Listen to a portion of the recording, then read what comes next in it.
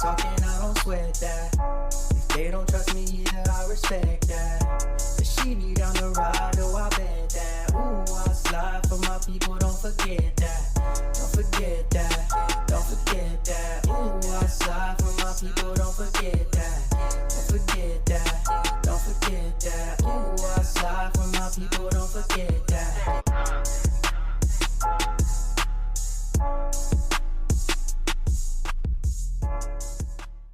Good morning, good afternoon, good evening. My name is JH.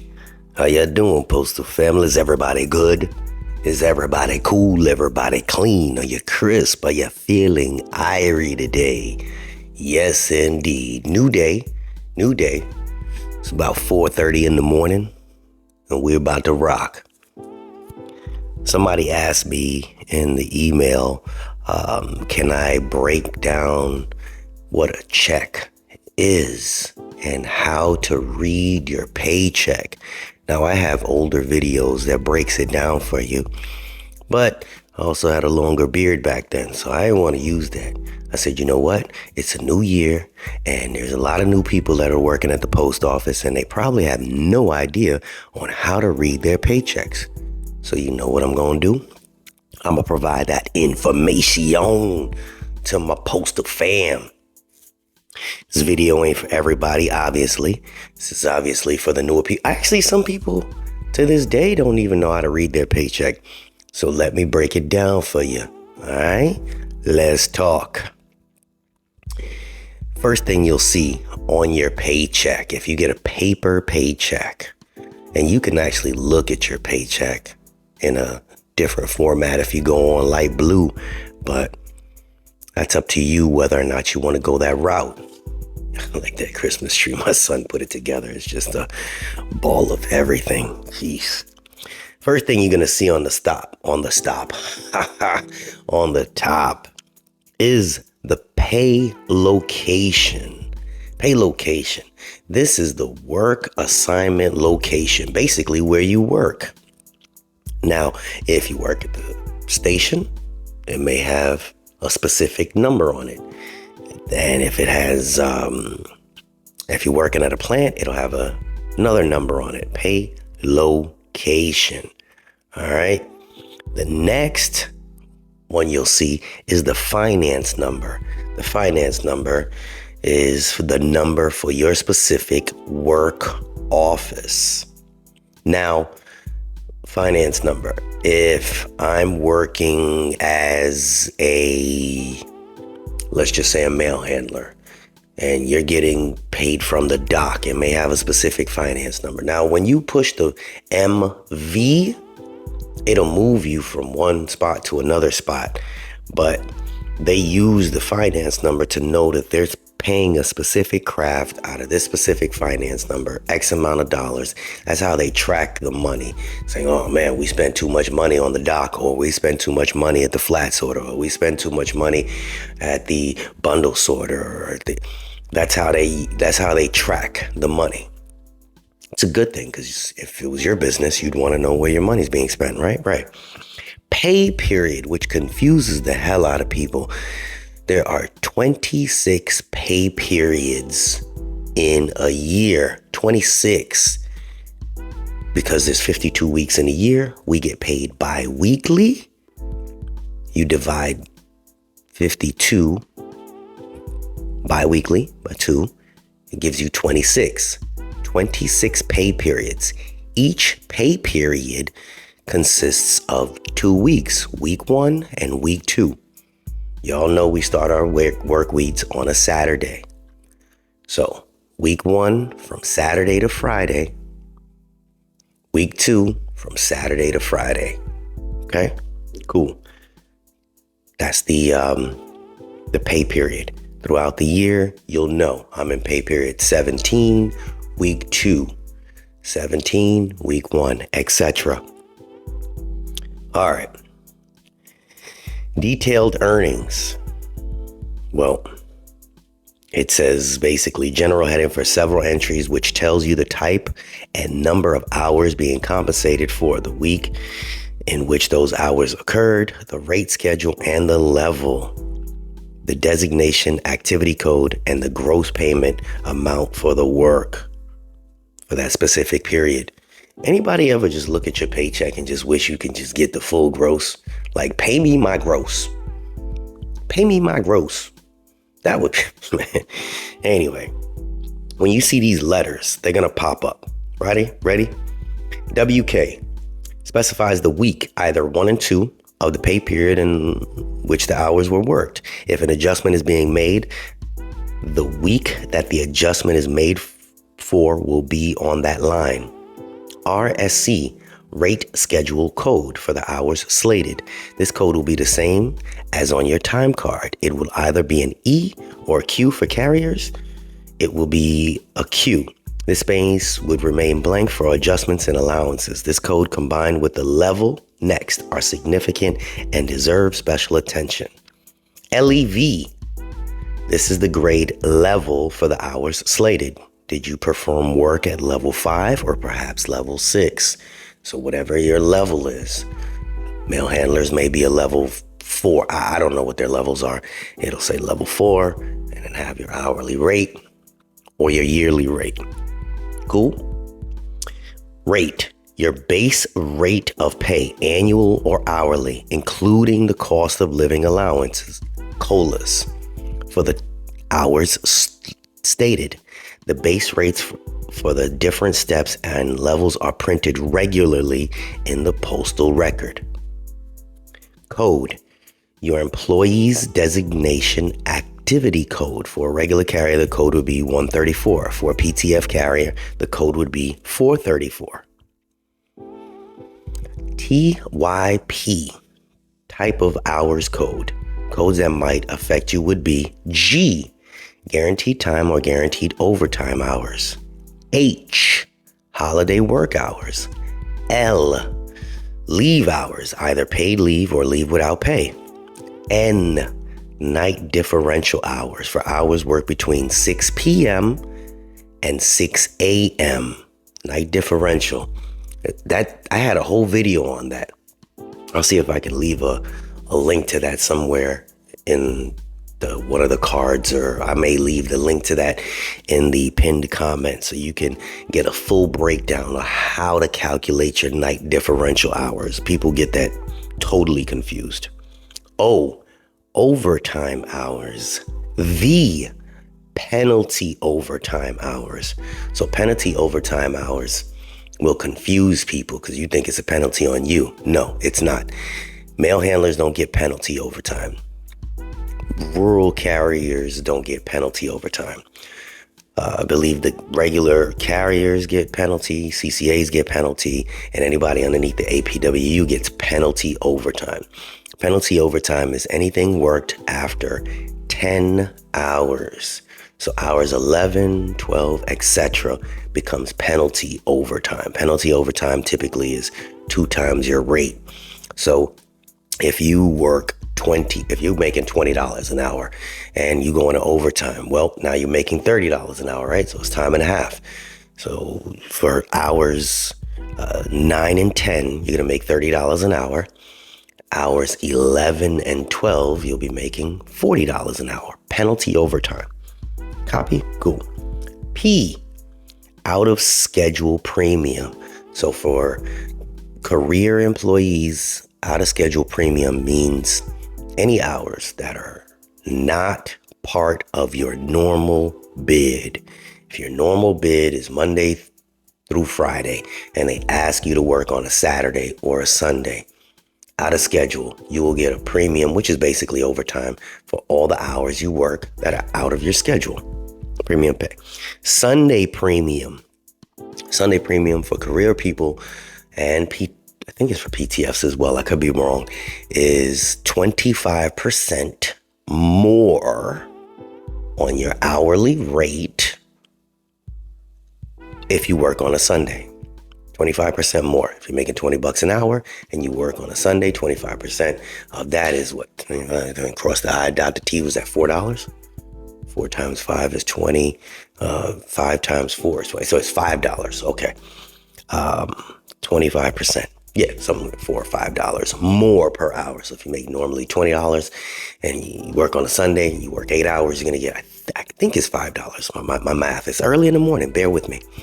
And you would multiply that $5 times 8, right? Because that's how it would show up on your check. Because people are like, no, I worked Sunday, man. It doesn't show this. It will show up as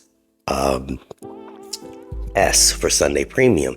So you're going to see, let's just say $40. Man, I only made $40 extra on a Sunday. Well, yeah, you did, because you made the $40 extra on top of your hourly rate. It don't seem like a lot. Well, you went from $20 to $25 an hour. Yeah, that's what it is. W, straight work hours. Its space will remain blank for all adjustments and allowances. Hours. This space shows the actual hours and hundredths worked for every hour type listed. If you keep track of your hours worked in your record of your own, you'll be able to immediately take steps to correct any errors that the timekeeper may have made. Pay.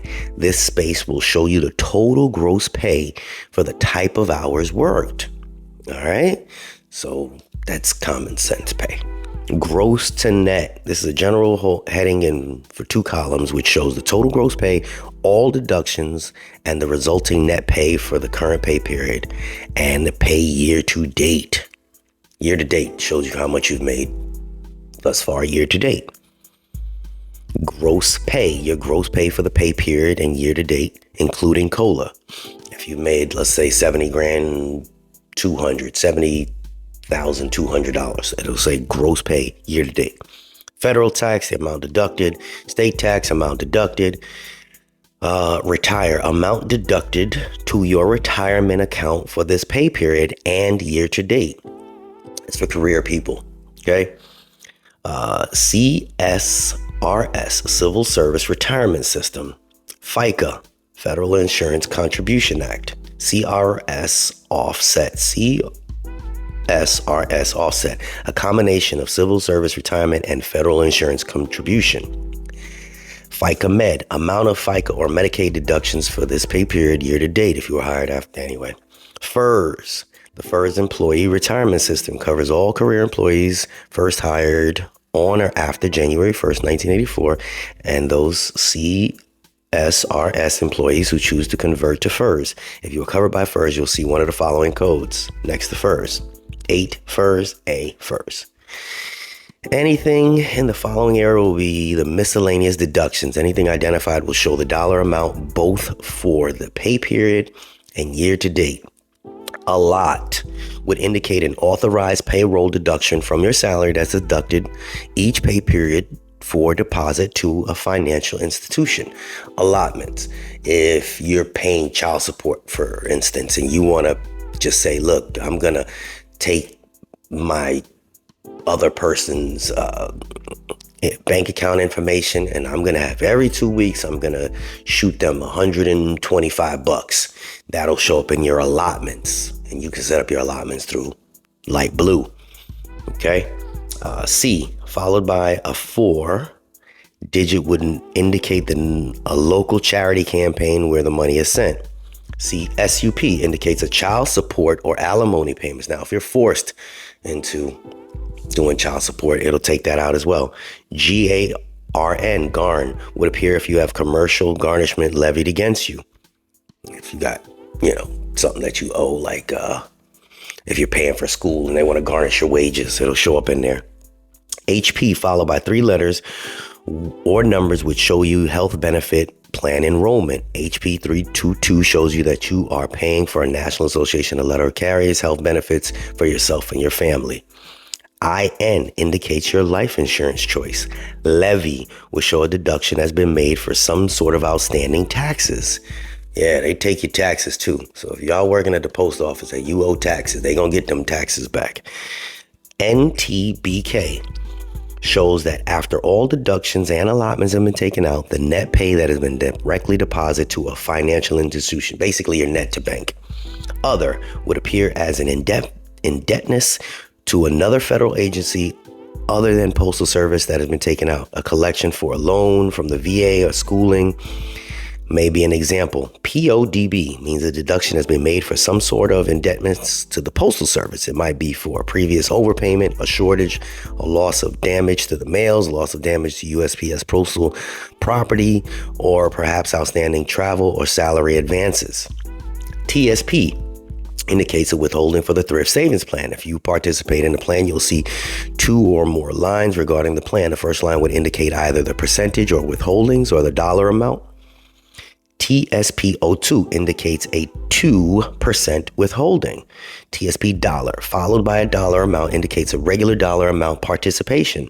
Following the lines would indicate the percentage of your withholdings that's applied to the different investment options. GO80 would indicate that 80% of your total withholdings would be distributed into a government securities investment fund. FO15 would indicate that 15% of your total withholdings will be distributed into a fixed income index fund, investment fund. And COO5 would show that 5% of your total withholdings would be distributed to a common stock index investment fund. UNL indicates that your union dues and to the NALC have been withheld. Net pay, this is what you have left, which is nothing with broke. Leave status. This generally area identifies the employee's use and balance of annual and sick leave and leave without pay for the pay period and year. Annual leave from previous year. This is the number of hours carried over from the previous year. The amount could differ from the balance of the last pay period and preceding leave year if you tried to carry over more than the maximum limit.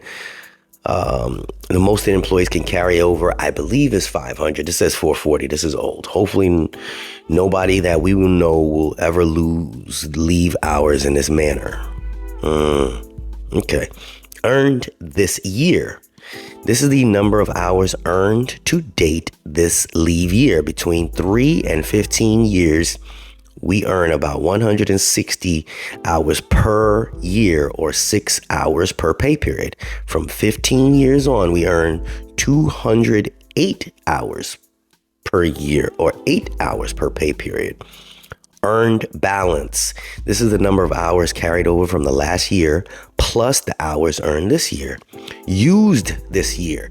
This is the total hours of annual leave that you've used this year to date. Used this pay period. This is the total hours of annual leave used this pay period, including adjustments. Balance. This is the total annual leave available to you now. Sick leave. Yeah, it's a long video. From previous year, this is the number of hours carried over from the last year. Earned this year. This is the number of hours sick leave accumulated this year. Full-time employees can earn 104 hours per year or 4 hours each full pay period. Part-time employees can earn 1 hour for each 20 hours in a pay period and up to a total of 104 hours per year. Used this year. This is total sick leave used this year. Used this pay period. This is total sick leave used this pay period. Balance is the total sick leave available to you now. Leave without pay. This PP, this is the total hours of LWOP used this pay period. Cumulative, this is the total LWOP hours accumulated this year. If you accumulate 80 hours of LWOP within a year, your leave credits will be reduced by the amount of leave earned in one pay period. Bond data. Anyway, what else we got in here? Jeez, we got a lot of stuff. Anyway, they also have scheduled contract increase, shows that it is now reflected on the base salary. There's a lot of stuff. But hopefully this information was helpful to somebody. I have some information about how much leave and all that other good stuff that you need to know in the video description. Go all the way down to the bottom. There is so much information there. There's a bunch of different websites for you guys to click and check out that specifically apply to us. If you're trying to reach some with your retirement, there's a link for that. There's phone numbers. There's a lot of information just in the video description alone. All right. I hope this video was helpful for some people. And if you know somebody that's having some difficulty trying to figure out their paychecks, send them this. All right. I do the research, I pass it on to you. All right, this is JH. Y'all have yourself a good rest of your day. I'm out. Unexpected expenses stressing you out? Get the money you need now with Loans for Feds, a program designed specifically for federal employees. Bad credit is not a problem. Application is fast and easy with same-day approvals. Apply now.